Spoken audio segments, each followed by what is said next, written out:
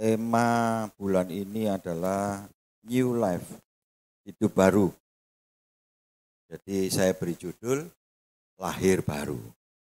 Ya. Siapa di sini yang bisa hidup baru? Tidak ada satu orang pun di dalam dunia ini yang bisa hidup baru. Enggak ada. Ada yang bisa baik? Saya tidak yakin kita bisa baik, jadi orang baik. Ya. Mari kita lihat. 1 Petrus 1 ayat 3 sampai dengan ayat 5.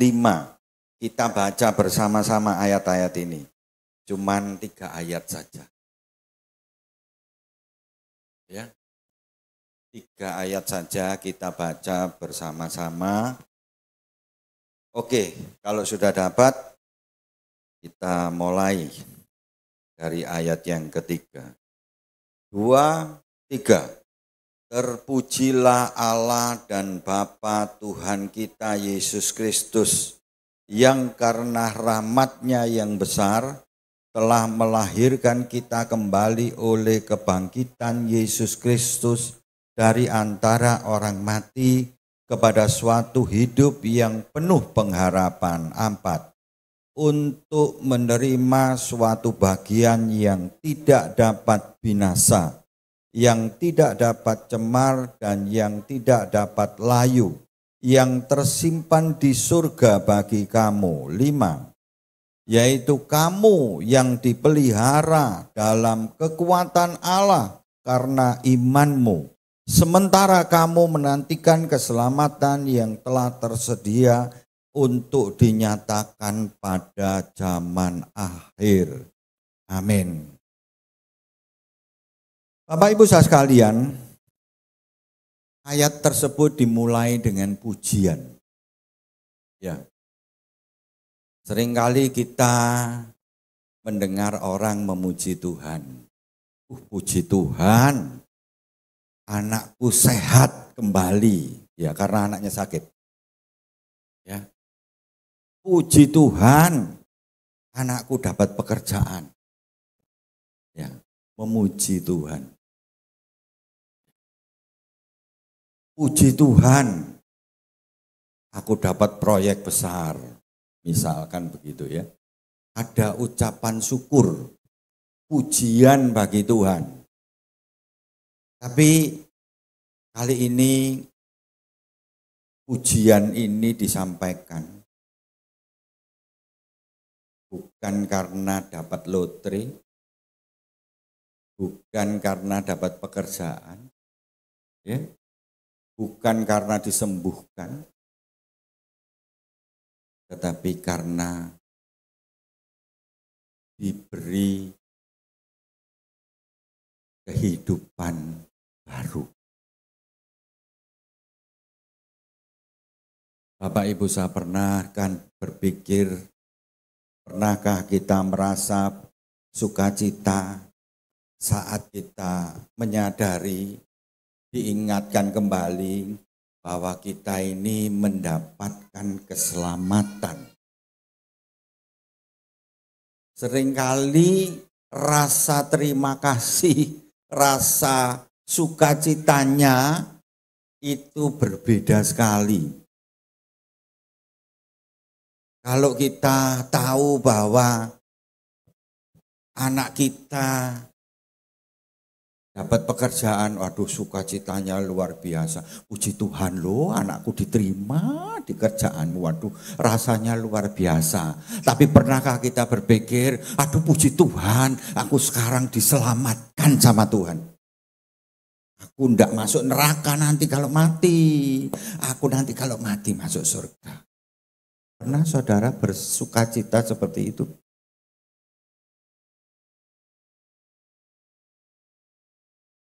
Seringkali orang Kristen menganggap keselamatan itu ya seperti ya begitulah. Ya. Kita lihat sekarang ayat yang ketiga. Terpujilah Allah dan Bapa Tuhan kita, Yesus Kristus, yang karena rahmatnya yang besar, telah melahirkan kita kembali. Kita dilahirkan kembali, Bapak. Orang bukan Kristen, itu lahirnya satu kali, matinya dua kali. Mati dikubur, langsung masuk neraka, itu kematian, kebinasaan, kekal. Jadi orang yang berbuat dosa itu adalah orang yang mati. Menurut Tuhan Yesus, dia itu hidup tapi mati. Oleh karena itu, kita karena rahmatnya yang besar telah melahirkan kita kembali oleh kebangkitan Yesus Kristus dari antara orang mati kepada satu hidup yang penuh pengharapan. Kita dilahirkan kembali. Kenapa kita dilahirkan kembali? Karena kita itu pada dasarnya sudah mati, walaupun bisa kemana-mana. Manusia itu begitu dia jatuh dalam dosa, itu sudah mati. Sekalipun dia itu hidup. Ya. Semua manusia itu mati. Walaupun bernapas. Walaupun kelihatannya sehat. Tapi pada dasarnya sudah mati. Kita lihat Efesus 2 ayat 4 dan 5. Di situ dikatakan, tetapi Allah yang kaya dengan rahmat, oleh karena kasih-Nya yang besar, yang dilimpahkannya kepada kita, ayat 5, telah menghidupkan kita bersama-sama dengan Kristus. Sekalipun kita ini telah mati oleh kesalahan-kesalahan kita. Tetapi karena kasih karunia, kita diselamatkan. Jadi pada dasarnya kita ini sudah mati, Bapak Ibu. Kemudian dihidupkan kembali, dilahirkan kembali. Kapan Pak dilahirkannya? Saya sendiri tidak pernah tahu pasti kapan saya dilahirkan kembali. Tetapi kalau melihat latar belakang hidup saya dengan apa yang terjadi sekarang, itu jauh berbeda.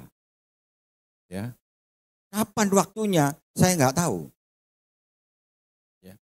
Dulu saya hidup ini selalu mencari penghiburan, hiburan malam. Ya, mungkin yang sudah berumur tahu yang namanya Blue 16, LCC, ya itu tahu dulu masih ada kasino. Ya. Hidup saya selalu mencari yang namanya penghiburan. Saya luar kota itu pasti cari klub malam.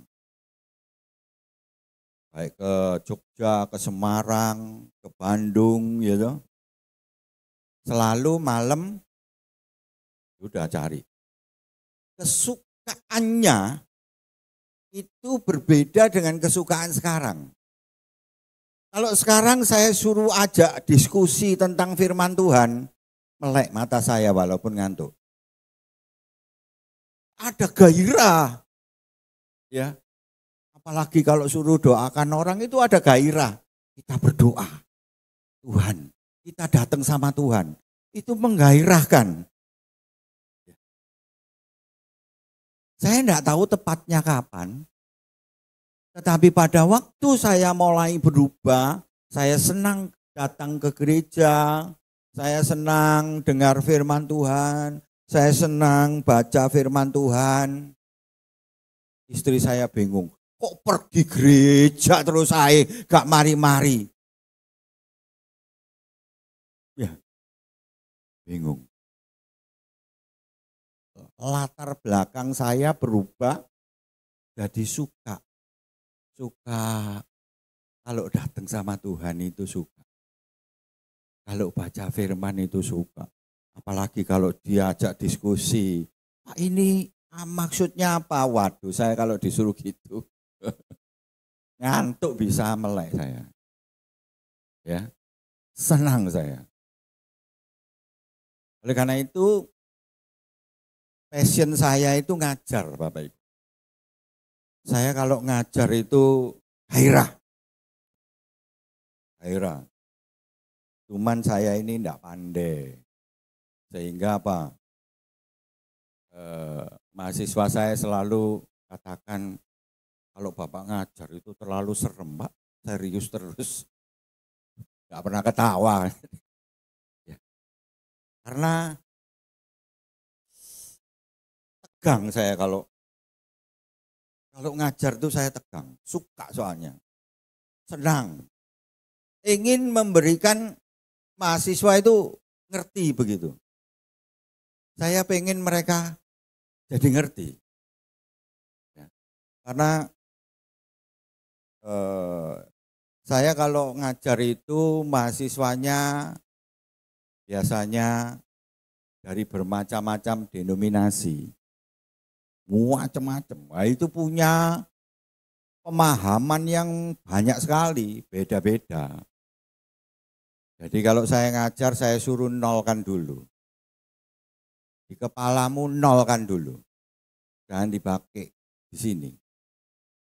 Karena pemahamannya nanti pasti bentrok. Kita STI itu Injili soalnya. Jadi sesuai dengan Injil. Sesuai dengan Alkitab. Ya.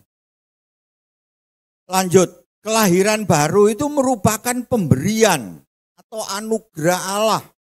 Terlihat dari kata rahmatnya yang besar. Jadi orang bisa hidup kembali itu karena rahmatnya, karena anugerah. Ya. NIV ini dia katakan His great mercy, dalam belas kasihannya yang besar. Belas kasihan Tuhan yang membuat kita yang mati ini dilahirkan kembali jadi hidup. Ya. Yohanes 1 ayat 13 katakan, orang-orang yang diperanakan bukan dari darah atau dari daging, bukan pula secara jasmani oleh keinginan seorang laki-laki, melainkan dari Allah. Kita dilahirkan tapi bukan secara jasmani. Ya. Yohanes 3 ayat 3 katakan, Yesus menjawab katanya, aku berkata kepadamu, sesungguhnya jika seorang tidak dilahirkan kembali, ia tidak dapat melihat kerajaan Allah. Orang mati. Orang mati tidak mungkin bisa lihat kerajaan Allah. Orang mati tidak bisa mengenal Tuhan, tidak bisa. Karena mati. Yang bisa kenal Tuhan itu cuma orang yang hidup. Oleh karena itu, kita dilahirkan kembali. Dihidupkan. Sehingga kita bisa mengenal Yesus seperti apa. Orang di luar sana yang tidak dilahirkan kembali, yang dalam keadaan mati walaupun bernapas, tidak tahu. Dia tidak kenal. Yesus itu apa? Yesus itu katanya manusia. Manusia kok disembah? Ya. Karena apa dia berkata seperti itu? Karena dia mati.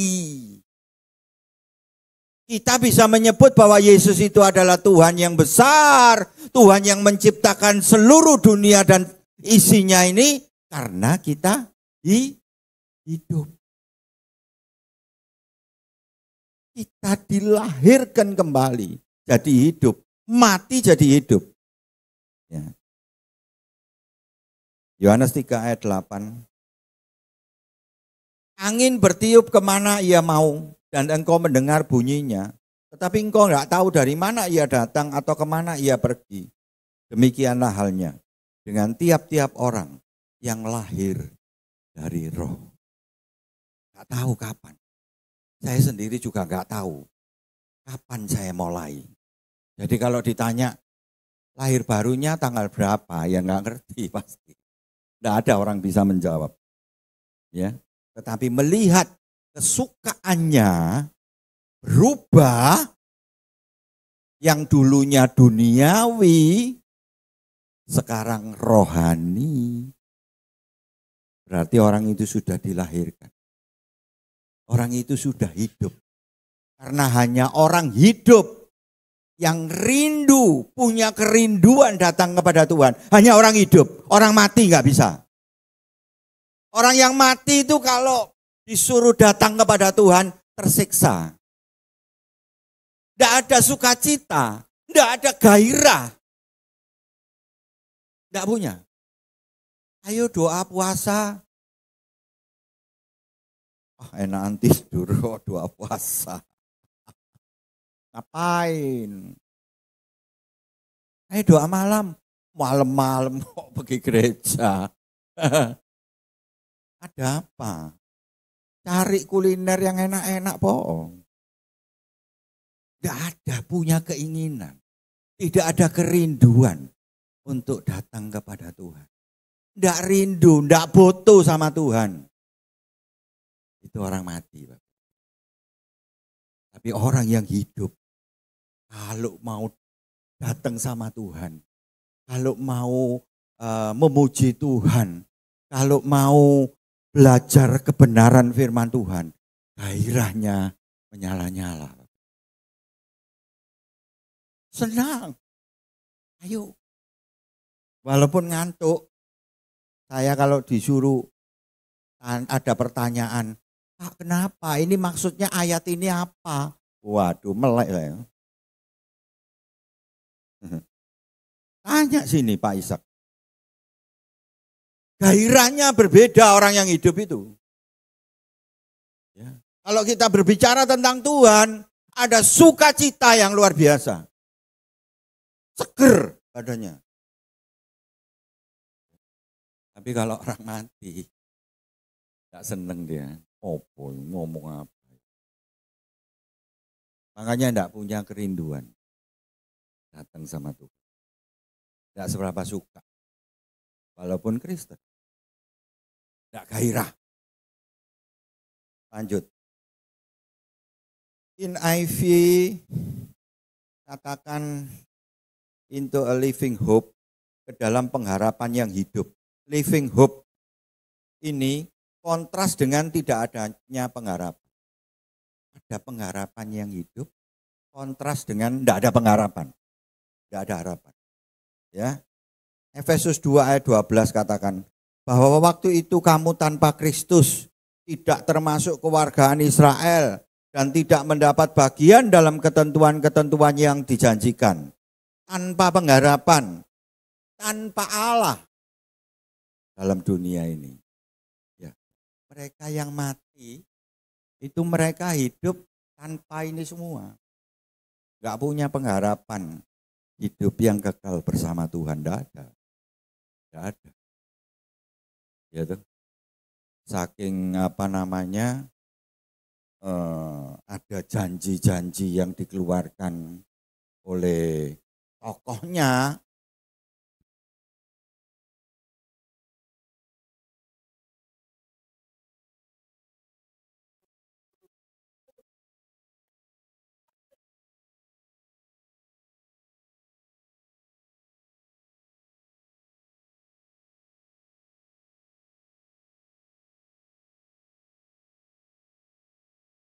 Ya karena yang bawakan itu senengannya begitu ya, jadi konsep surganya seperti begitu.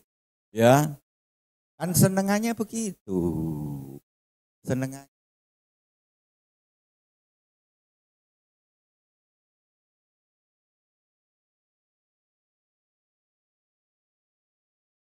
Tapi kita yang hidup, yang sudah dilahirkan kembali, kita suka bersama Yesus. menikmati surga yang mulia. Ya toh? Ini yang berbeda. Ya. Terjemahan NIV ini 1 Petrus 1 ayat 3 ini lebih bagus. Dia katakan, ia telah memberikan kelahiran baru pada satu pengharapan yang hidup oleh kebangkitan Yesus Kristus. Yesus itu bangkit. Itu membuat kita punya pengharapan. Sehingga dasar pengharapan itu adalah kebangkitan Kristus.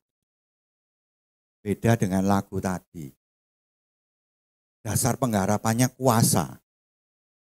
Tidak tahu kuasanya siapa.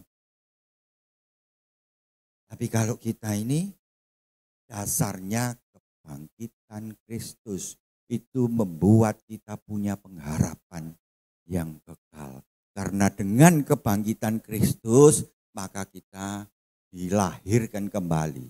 Kita dihidupkan kembali. Kita jadi hidup, tidak mati. 1 Petrus 1 ayat 4. Untuk apa kita dilahirkan kembali? Dihidupkan. Untuk menerima satu bagian, bahasa aslinya warisan. Yang tidak dapat binasa, yang tidak dapat cemar, dan yang tidak dapat layu, yang tersimpan di surga bagi kamu. Kata warisan ini, ya, kleronomia, menunjukkan bahwa kita ini menjadi anak Allah sebab kita adalah ahli waris.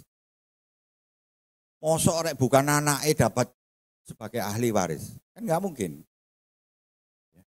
Karena kita ini anaknya, maka kita jadi ahli waris. Atau saya balik, karena kita ahli waris, berarti kita anaknya. Ya. Ada anak yang tidak jadi anak. Wis saiki awakmu dudu anakku. Batal. Ada.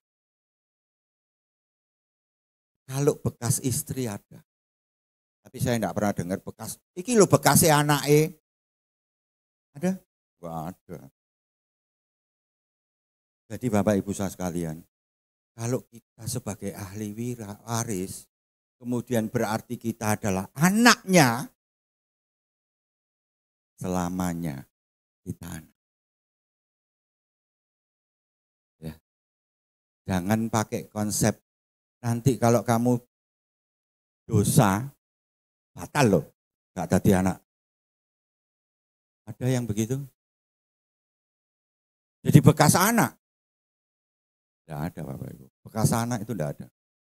Bekas istri ada, bekas suami ada. Tapi bekas anak enggak ada. Ya.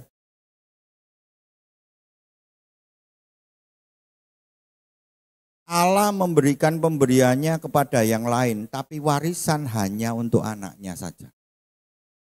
Ya. Semua manusia ini dikasih. Matahari misalkan. Semua dapat. Ya, matahari, hujan, dapat semua. Tadi kan kehujanan toh?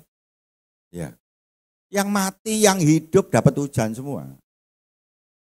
Tapi kalau warisan, enggak semua loh ya.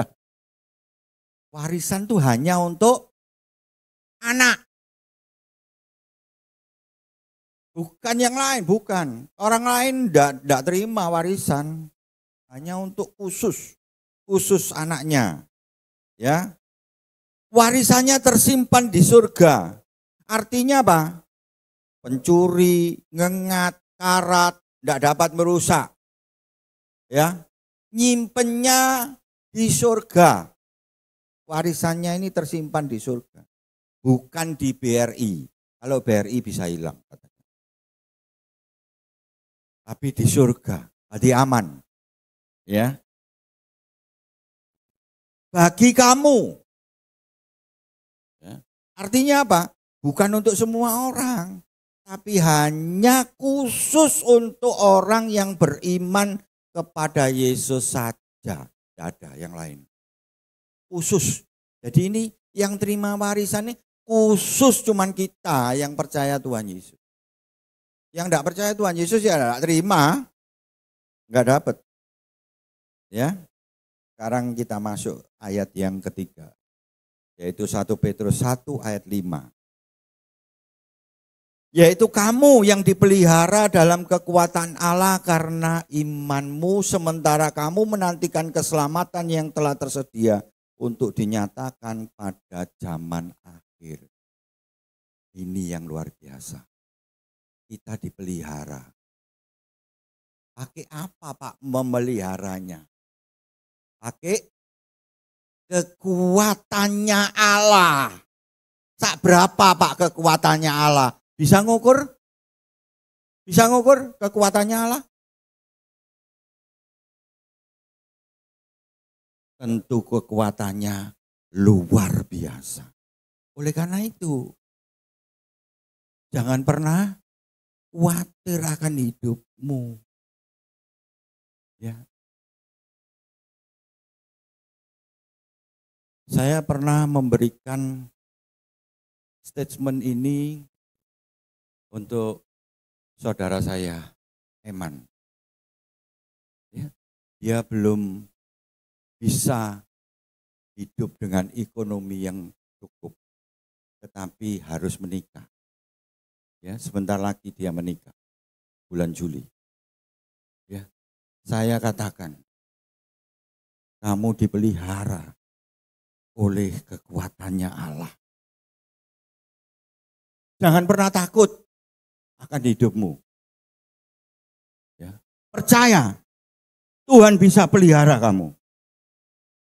Sekalipun dimulai dengan 0. Saya menikah dimulai dengan 0. Sepeda motor saja nggak punya. Nggak punya Bapak Ibu. Nekat kawin. Bantu apa-apa nekat kawin. Ya. Ternyata manusia itu hidup bukan hanya karena logikanya. Logikanya nggak bisa. Oh, tekon di duitnya. Bagaimana kamu hidup? Logika manusia. Tapi dipelihara dengan kekuatan Allah, itu logikanya sudah melompat. Allah yang pelihara. Saya dengar istri saya tadi bicara-bicara di mobil, perjalanan pulang kami dari Malang. Orang kalau menikah belum punya rumah, susah untuk punya rumah. Logika. Ya, saya percaya logika itu. Tapi saya juga percaya kalau Allah yang memelihara tidak ada yang mustahil. Dia sanggup mengadakan yang tidak ada menjadi ada. Logikamu geser. Tidak bisa dipakai. Kalau Allah yang bertindak, logika kita ini hancur. Kok bisa ya? Kok bisa ya? Otak kita tidak nyampe Bapak Ibu.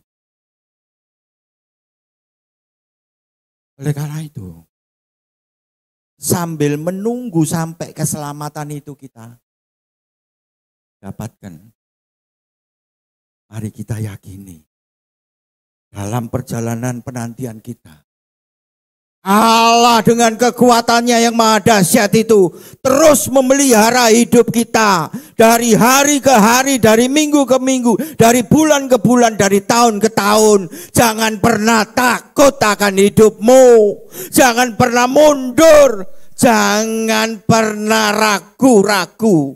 Yesus yang kita sembah itu kekuatannya tidak terukur.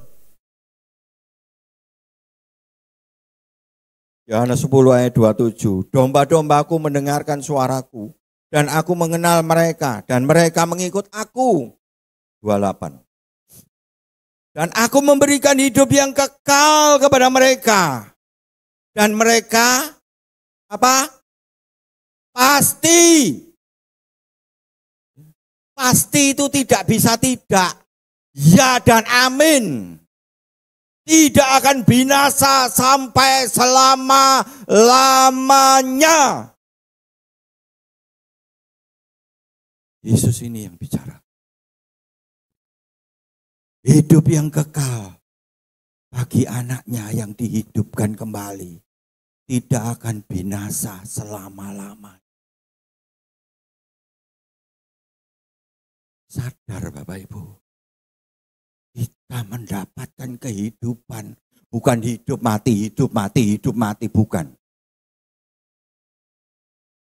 Tapi kita dihidupkan untuk selama-lamanya. Tidak akan binasa.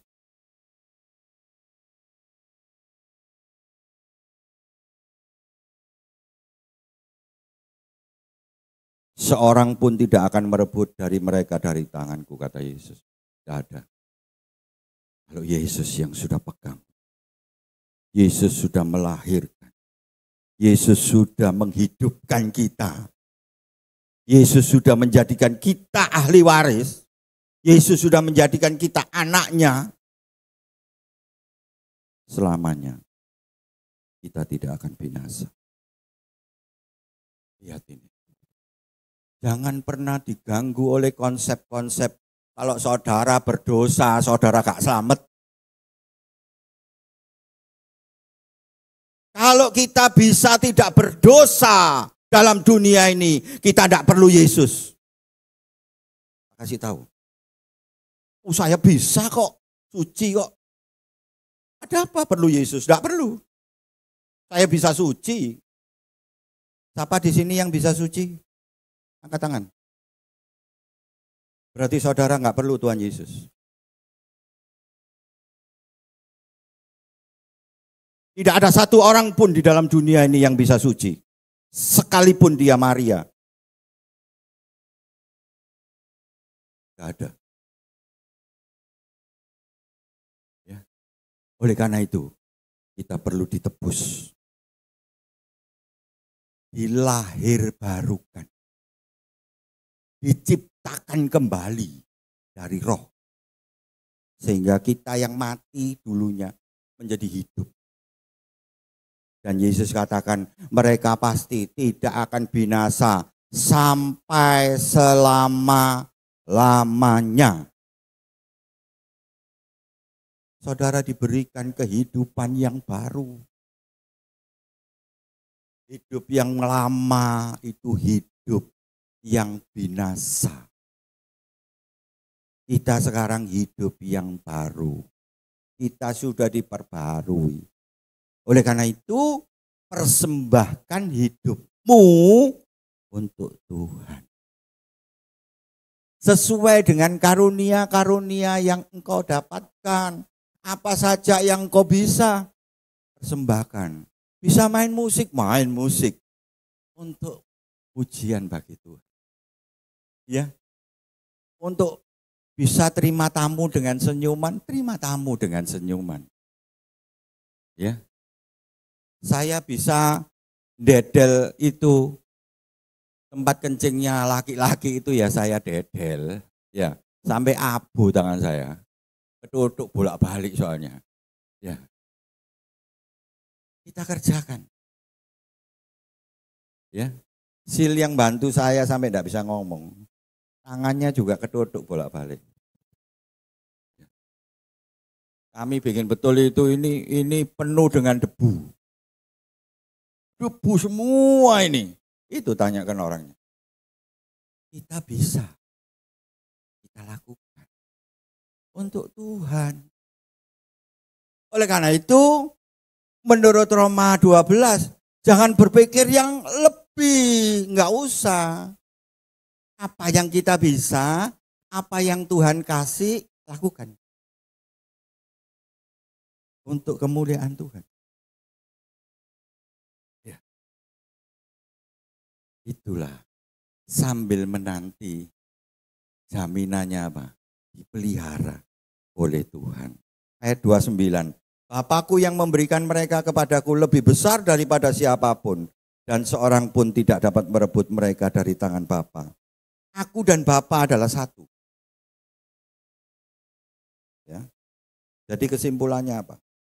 kebangkitannya itu kita sekarang mempunyai hidup yang penuh pengharapan. Mati bersama Yesus di surga. Kata Rasul Paulus, kalau kata mati apa? Untung. Gitu? Untung tuh hoki. Ya. Jadi yang mati, yang tidak hidup itu tadi takut sama kematian. Ya. Kalau sudah ngomong soal kematian, mereka ketakutan. Beda dengan kita. Kita kan sudah dihidupkan kembali. Ya. Nanti kita cuma mati satu kali dikubur, tapi hidup selamanya bersama Yesus. Ya.